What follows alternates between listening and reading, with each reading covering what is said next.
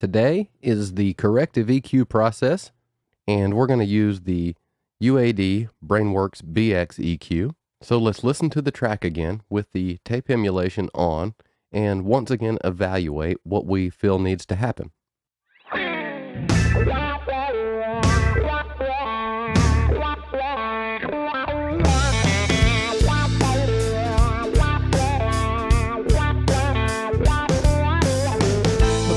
Steel, hot-blooded, a good heart. There's never nothing behind true words from a crowded mind. Okay, let me explain something about the BrainWorks BX EQ.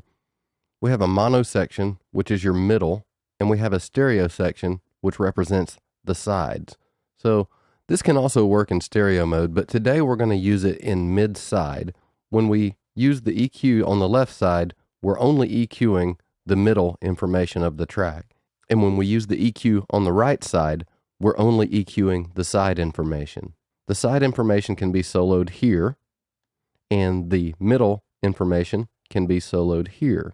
So first thing I want to do is play the track and solo just the sides.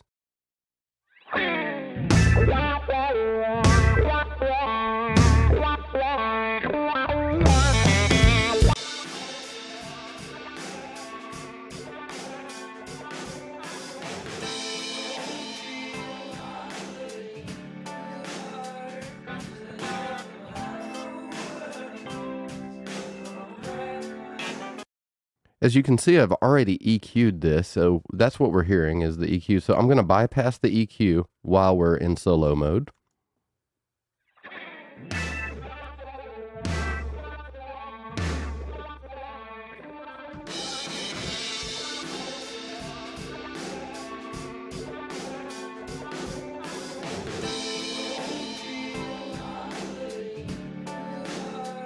So what I'm hearing, first thing that jumps out at me is there's too much low-end information in the sides. This can sometimes cloud your mix, and it can also hurt imaging a little bit. So first thing I've done is I've taken a high-pass filter and gone up to 134 Hertz. I also heard an issue in the low mid-range at 352 Hertz. So at a medium Q, I backed off of 352 Hertz by 4 dB. Another really cool thing about this is to really hone in on the frequencies that may be troublesome is when you click on the frequency knob, it solos just that frequency. And by soloing just that frequency, it boosts it so it's very easy to hear and see what's going on. Let me give you an example. This ain't no kind of a love.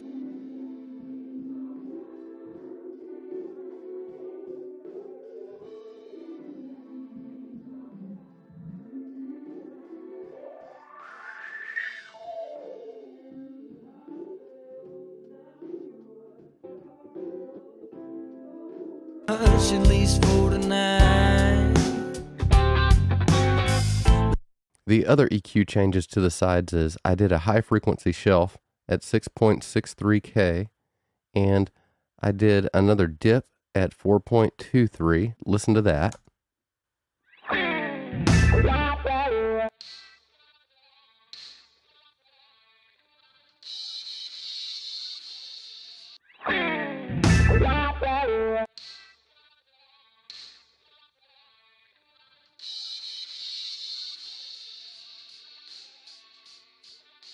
You'll notice this peak a little too much when certain guitar parts come in. A good heart, there's never nothing behind true words.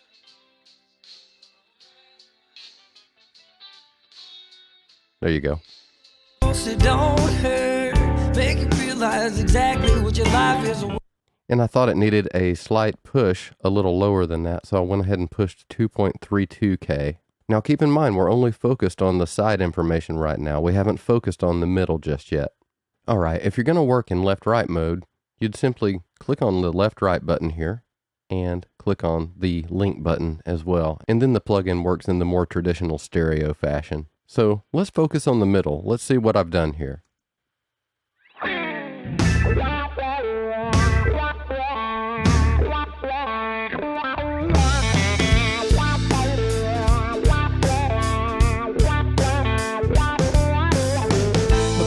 steel, hot-blooded, a good heart is leaving nothing behind. True.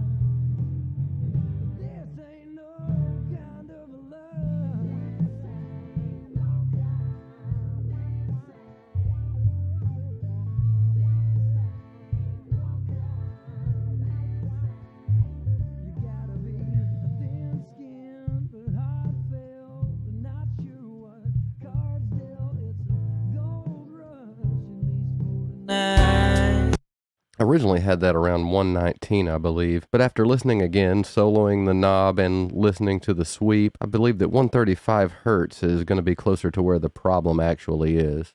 Let's go up to 540 hertz here, my high mid band, and make sure we're making the correct cut here as well.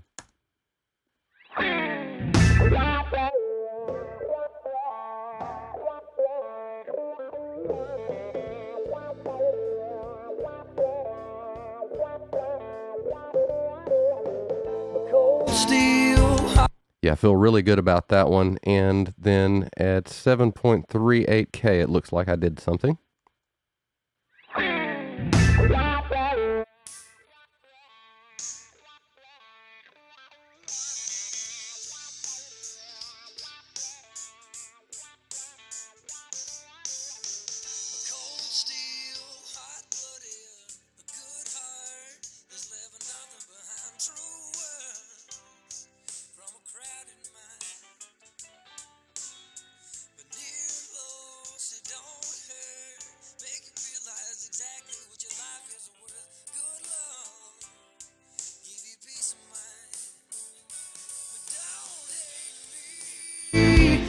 Yeah, let's go a little higher. It was a hi-hat issue that I was trying to deal with where I felt like the hi-hat was a little bit pokey. When you're done with your EQ changes, be sure you come out of solo mode before getting back to work. So let's listen to the track with these EQ changes and then A-B the plugin. A cold steel, hot-blooded, a good heart is leaving nothing behind. True words from a crowded mind.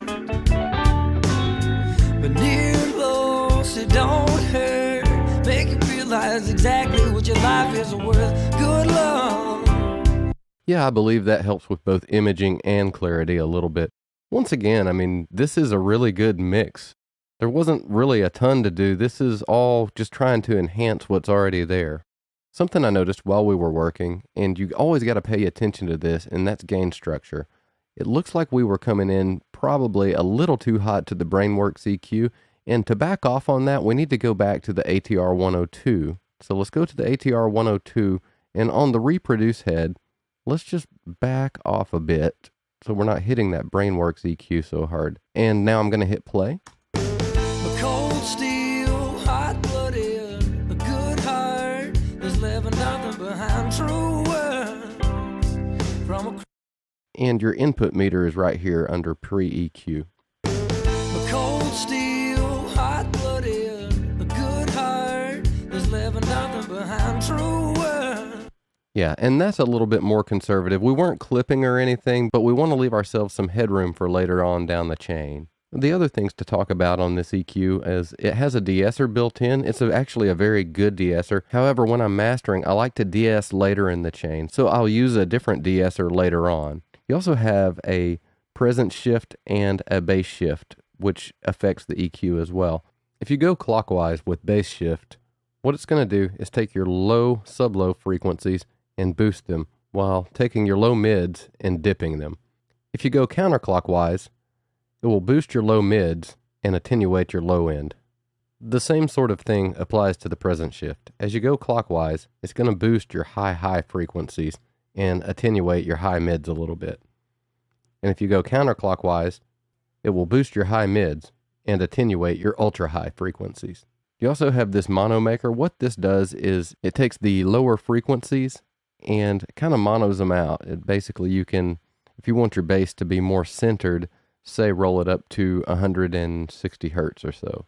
The reason I'm not doing that right now is because we're already rolling off the low end on the sides. And by taking low frequency information out of the sides, it leaves what's in the middle alone. So in a sense, you're already monoing out the low end. The reason for monoing out the low end is just better imaging. Your low end's in the middle and solid, and your higher frequency information is spread out a little bit. You have a stereo width control on this plugin. I'm not using that either because I do that a different way as well on down the chain. I use the Precision K stereo. So you can do it here, but once again, I like to do that after some other processing has been done, and we'll certainly get to that in a later segment. Now, just because I rolled low frequency information off the sides and EQ'd the way I EQ'd, that doesn't mean that's the way you have to do it. And like I said, every song is going to be different. In some cases, I would not roll low frequency out of the sides and end up using the mono maker instead, or maybe just leave it alone altogether, or even just work in left-right mode. Every track is going to be not only different, but drastically different. You have to use your ears. If you don't use your ears, you're not mastering.